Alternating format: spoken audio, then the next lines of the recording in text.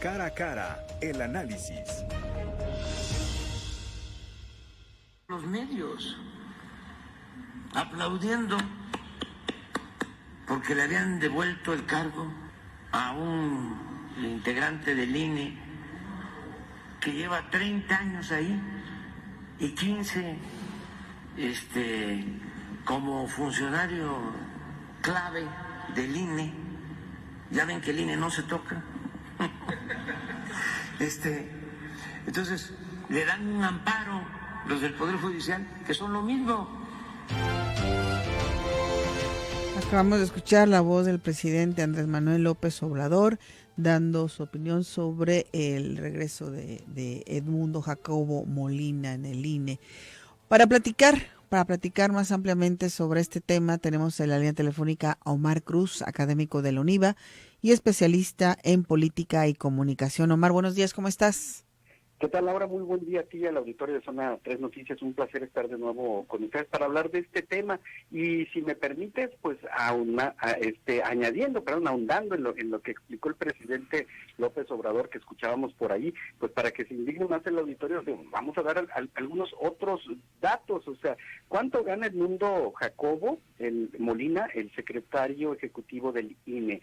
Pues la cantidad de 246,292 pesos brutos al mes, ya sin impuestos o descontándole impuestos, gana 167,000 pesos 167,935 pesos, perdón, alrededor de 168,000 pesos al mes.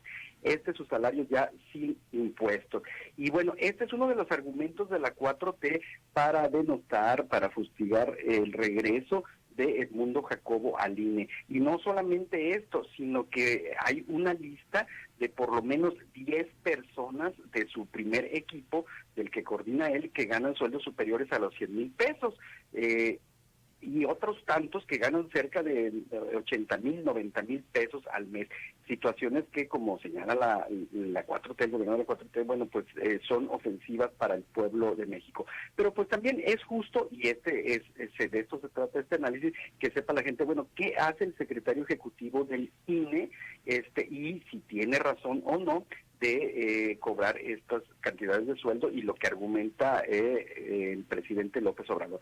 De entrada, bueno, la función del secretario ejecutivo del INE es muy importante. El Consejo General se conforma por estas 11 personas que toman las decisiones importantes sobre planeación, sobre diferentes cuestiones que tienen que ver con el Instituto Nacional Electoral, pero la operación del INE, quién paga salarios, quién se encarga de tener la estructura, de tener vigentes las 300 juntas distritales, las 32 juntas estatales o vocalías, quién organiza todo lo que tiene que ver con la expedición de credenciales del INE, los módulos, más de 500, 900 que había en el país, o que hay en el país, pero bueno, todo esto recae en el secretario ejecutivo o la secretaría ejecutiva. La secretaría ejecutiva es el brazo operador del INE y de esta dependen muchísimas direcciones y de ahí, bueno, quizá se explique el salario. No estoy diciendo que no esté de acuerdo con esta cuestión, pero bueno, los salarios se dan y se aprueban en su momento. Él llegó ahí y estaba ese salario. ¿Qué áreas dependen de la secretaría ejecutiva? Bueno, la coordinación de planeación institucional, que es donde se desarrolla todo el tema de planear cómo va a ser las actividades que tendrá el INE, tanto de expedición de credenciales como de elecciones, los módulos que se instalarán, todo lo que tiene que ver con la planeación anual. También existe la dirección jurídica, todos los que se encargan de ver de los amparos, de los recursos que promueven los partidos o los particulares, depende de la Secretaría Ejecutiva. El área de informática que se encarga de tanto de la página como de dar a conocer los resultados de las elecciones, por ejemplo, cuando estas ocurren, bueno, también depende de la Secretaría Ejecutiva, la unidad de transparencia, que es a través de la cual nos podemos dar cuenta y pudimos darle a ustedes que nos escuchan estos datos de cuánto ganan. Bueno, pues dependen de él, ahí están los datos y pueden ser consultados por todos. La unidad de vinculación con los organismos públicos locales, lo que les decía, son 32 organismos públicos locales, uno por estado, los que dependen de esta Secretaría Ejecutiva. la unidad de lo contencioso electoral, que tiene que ver con aquellas áreas que dan respuesta a las impugnaciones, a los recursos que presentan los partidos o los candidatos cuando consideran que no fueron atendidos sus derechos o que hubo irregularidades en las elecciones. La Dirección Ejecutiva del Registro Federal de Electores, es decir, pues quienes tienen el padrón, pero también el registro de todos los electores, las personas que nos entregan la credencial del INE o la credencial de votar con fotografía, bueno, depende de esta Secretaría Ejecutiva. La Dirección Ejecutiva de Prerrogativas a Partidos Políticos es el área que se encarga de asignar los recursos o de hacer que los partidos tengan mes a mes la cantidad de recursos que, bueno, que les es entregada porque pues así está dispuesto por ley y se les tiene que entregar. Y la Dirección Ejecutiva de Organización Electoral, los que se encargan de llevar a cabo las elecciones en todo el país. Edmundo Jacobo decía el audio que escuchamos del presidente López, que tenía 30 años en el INE. Bueno, él aclara y dice, no es cierto, no fueron 30 años, es la mitad de este tiempo, y él entró en junio de 2008. ¿Qué le ha tocado organizar a Edmundo Jacobo? Bueno, pues nada más ni nada menos que 6 elecciones federales, por lo menos, sin contar las elecciones en los estados. Estamos hablando que él entró en el sexenio de Felipe Calderón, cuando estaba a la mitad, casi llegando al sexenio de Felipe Calderón. A él le tocaron los comicios de intermedios de 2009, de elección de diputados, algunos estados, la elección de presidencial de 2012, donde resultó electo Enrique Peña Nieto, los comicios intermedios posteriores, la elección de 2018, donde ganó el propio Andrés Manuel López Obrador, y las pasadas elecciones de 2021, amén de todos esos procesos que se han llevado en los estados. Como este año, recordemos, hay comicios en el Estado de México y también en Coahuila, donde pues el INE tiene participación. Es decir, no es menor el cargo ni las funciones de esta Secretaría Ejecutiva. Se tiene alguien en ese puesto que ya tiene una experiencia de por lo menos 15 años realizando varios procesos electorales, donde pues tenemos un país hoy que sí ha habido impugnaciones, que sí ha habido algunos comicios incluso que se han repetido por diferentes cuestiones que ha considerado el Tribunal Electoral de la Federación y también los tribunales locales, pero que finalmente pues le dan certeza a la población. Es decir, se trata de un equipo que ya tiene experiencia y, valga la redundancia, un equipo ciudadano que surgió de los ciudadanos. Edmundo Jacobo es licenciado en Filosofía por la Universidad de Guanajuato. Él incluso fue rector de un área de esa universidad, y su incorporación al servicio público vino a través de estar en el área de capacitación de Petróleos Mexicanos. En algún momento, por ahí en 2008, surge la invitación como haya sido, pues, a incorporarse en el INE, es propuesto una terna y es electo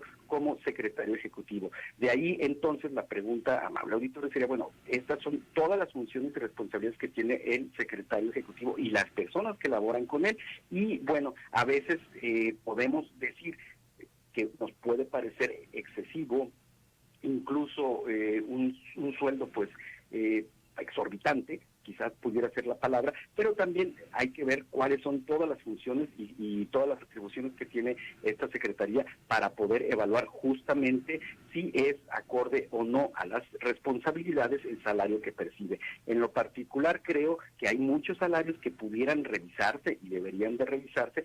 Estos salarios ya estaban establecidos por ley y ese es un asunto, y a lo mejor ahí sería cuestión de los legisladores entrar a ver, quizá en una política de austeridad, si pudieran haber unas disminuciones de estos salarios, más no así de las responsabilidades que son muy altas que tienen las personas que ocupan estos cargos, Laura.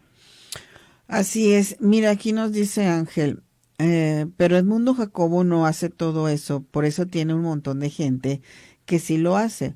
Mientras las que andan en la calle, en las elecciones, módulos que a veces ni comen y solamente ganan sus 8,000 pesitos.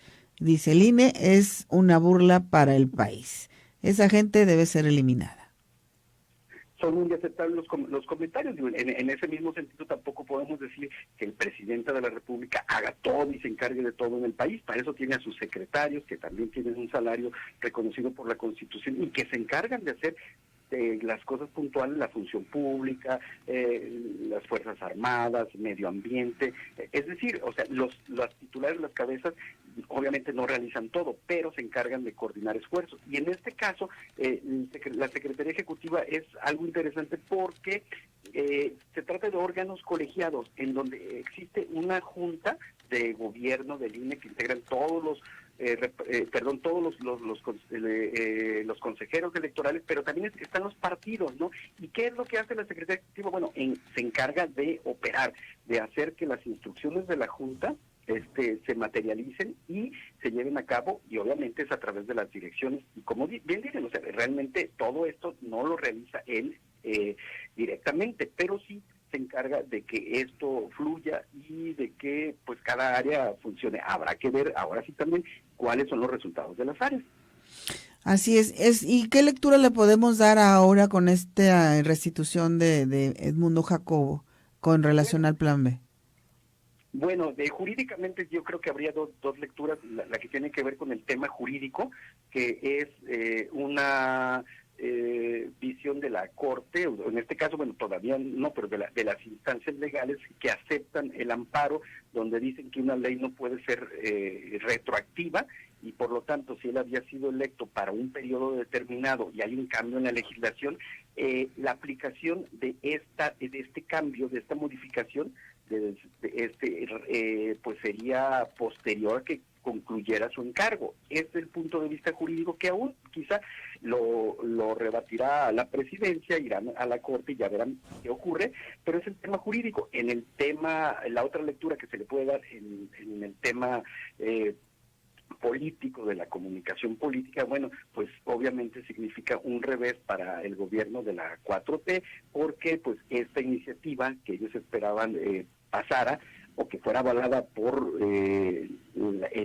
por el Poder Judicial, bueno, no está siendo avalada porque advierten que no hay jurídicamente el sustento para hacerlo, y bueno, se les da para atrás, se les da palo a esta decisión, y también ellos pues mediáticamente, en términos de comunicación política, bueno, tienen una situación en la que pierden, ¿no? Ante la opinión pública. Así es. ¿Y qué podemos esperar después de esta restitución de Jacobo Molina con las demás personas que ya han sido, a estas 6,000 personas que serán suspendidas?